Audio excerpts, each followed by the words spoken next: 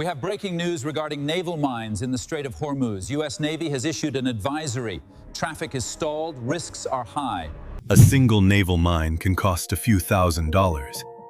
But in the Strait of Hormuz, that same mine can freeze global shipping, spike oil prices across continents, and force the most powerful navy in the world into one of the slowest, most dangerous missions in modern warfare. That is the paradox of the Persian Gulf. Not missiles, not aircraft carriers, not even submarines. A weapon, hiding silently below the surface, may be the most effective way Iran can challenge the United States at sea. And if that sounds exaggerated, consider this. The Strait of Hormuz is one of the most important energy choke points on Earth. In 2024, around 20 million barrels of oil per day moved through it, along with roughly 1/5 of global LNG trade. If traffic through this waterway is seriously disrupted, the shock is felt far beyond the Middle East. It reaches fuel markets, insurance rates, shipping routes, and national economies from Asia to Europe. Now, here is what makes the problem even more dangerous.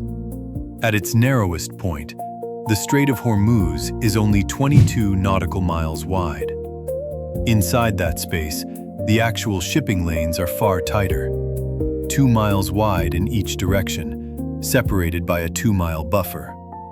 That means some of the world's most valuable commercial traffic is funneled through a corridor narrow enough to be threatened by mines, missiles, drones, fast attack boats, and coastal batteries all at once. And that is exactly why Iran does not need to defeat the US Navy in a conventional sense. It just needs to make the strait too dangerous to use. That is the real story here. Because Iran's naval blockade strategy is not based on matching American firepower ship for ship. It is based on asymmetric pressure. It is based on fear, uncertainty, insurance costs, and the simple fact that one hidden explosive in the right place can stop traffic faster than an entire fleet can restart it. Rand has long described Iran's Hormuz strategy as a form of psychological and asymmetric warfare, not necessarily to win a direct naval showdown, but to impose pain, create hesitation, and raise the cost of intervention. So, if Iran were to seed the waters with mines, what would the United States actually have to do? Most people imagine a dramatic, high-speed operation. A few helicopters, some explosions, a quick reopening of the channel. But mine clearance is almost the opposite of cinematic speed. It is slow, methodical, nerve-wracking, and brutally unforgiving.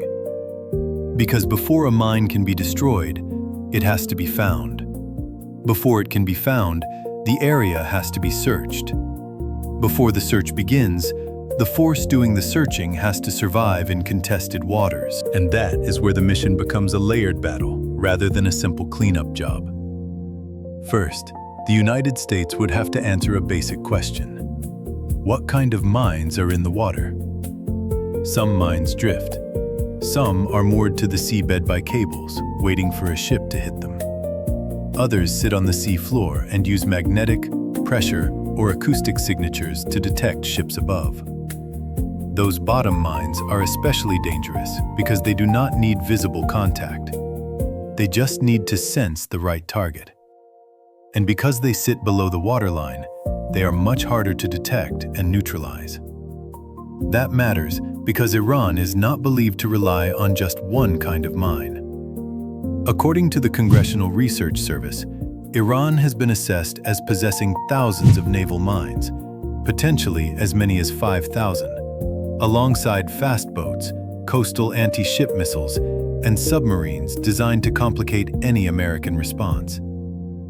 So the first U.S. objective would not simply be to clear mines. It would be to build a picture of the battle space.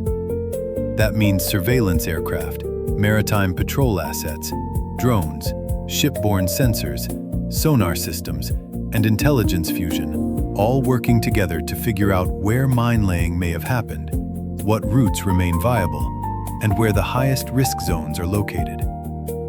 And this is where modern mine warfare has changed. Mine clearance is no longer just about sending a ship into danger with a cable in the water. Today, unmanned systems play a growing role in maritime surveillance and detection. In a US-UK exercise in the Arabian Gulf, unmanned surface vessels and artificial intelligence tools were used alongside crewed ships and command centers ashore to locate and identify objects in the water and expand maritime awareness. That may sound technical, but strategically it means one thing. The US wants more eyes on the water without putting more sailors directly in the kill zone. But even with better technology, the core problem remains unchanged. A minefield in peacetime is difficult. A minefield inside a live combat zone is something else entirely. Because the ships and drones doing the hunting are not operating in a vacuum. They are operating under the shadow of Iran's broader anti-access strategy.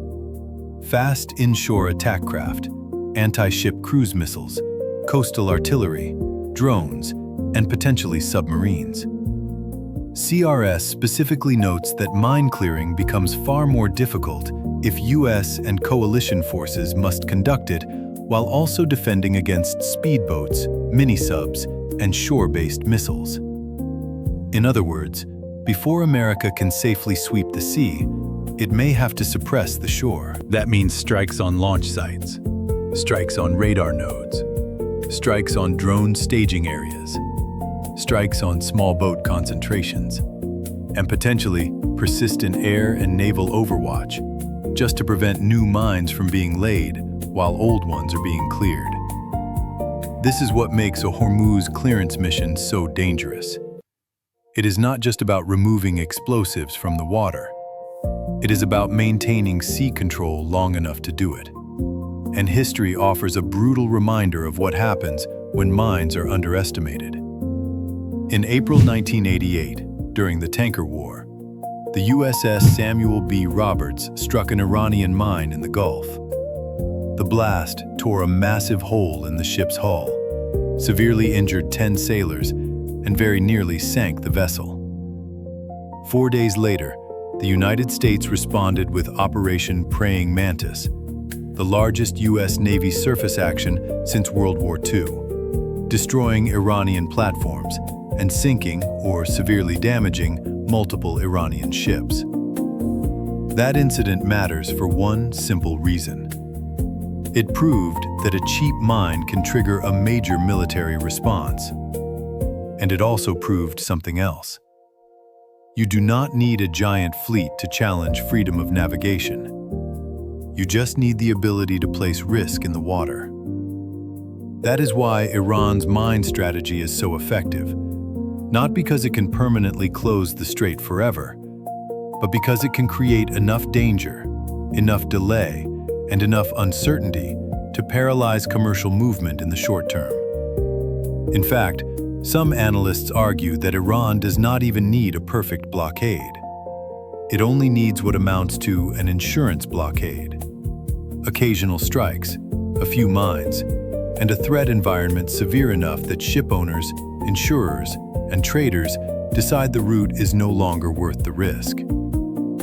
That distinction is critical, because reopening the strait militarily is not the same thing as restoring confidence commercially. A navy can escort ships. It cannot instantly force the global market to feel safe.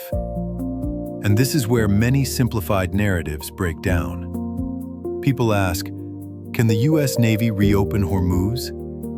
The more honest answer is, yes, eventually, but not cleanly, not instantly, and not without risk. Even expert commentary on potential reopening operations stresses the same point. There is no silver bullet. Convoys may help. Offensive strikes may help. Economic pressure may help. But keeping the strait open against a determined Iranian strategy would require time, resources, and a willingness to absorb real danger. So what would an actual American counter-blockade sequence likely look like? First, intelligence and surveillance would race to identify the threat pattern. Where were the suspected mine layers launched from? What sectors of water are most likely contaminated? Which coastal missile batteries are still active? Which fast boat bases remain operational?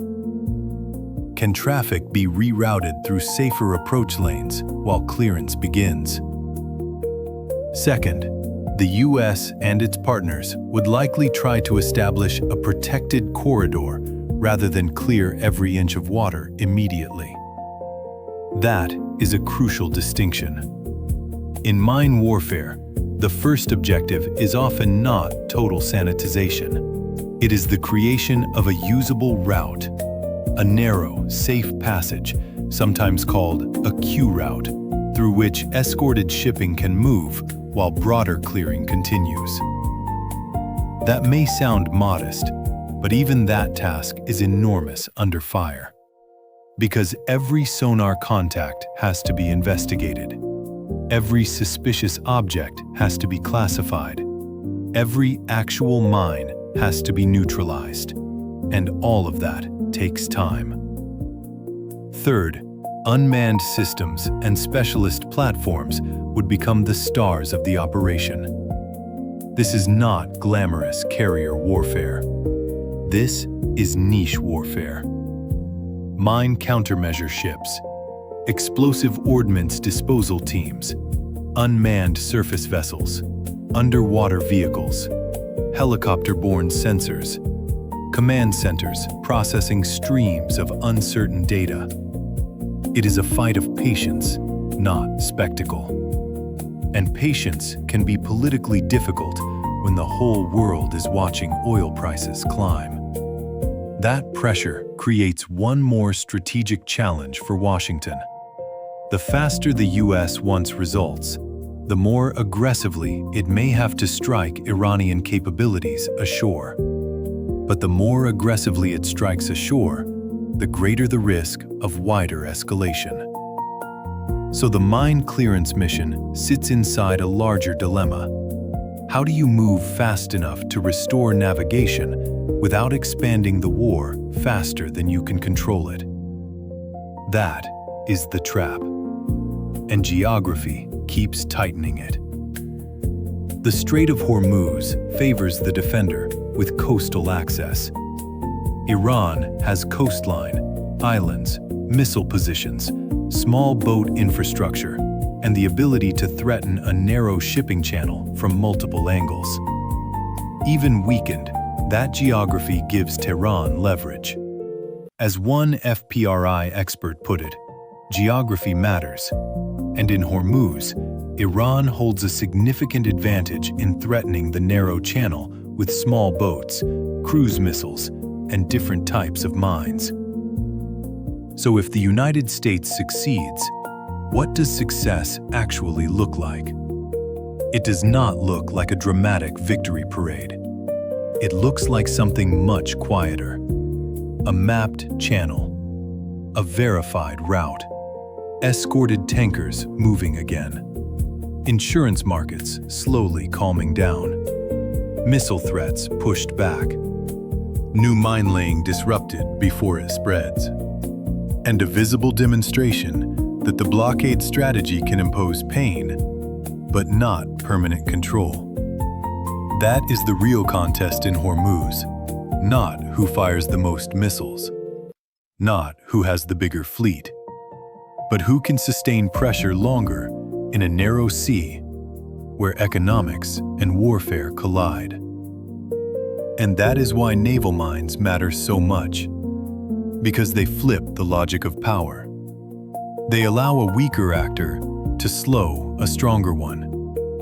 They force billion-dollar warships to move cautiously against low-cost, hidden threats. They turn geography into leverage.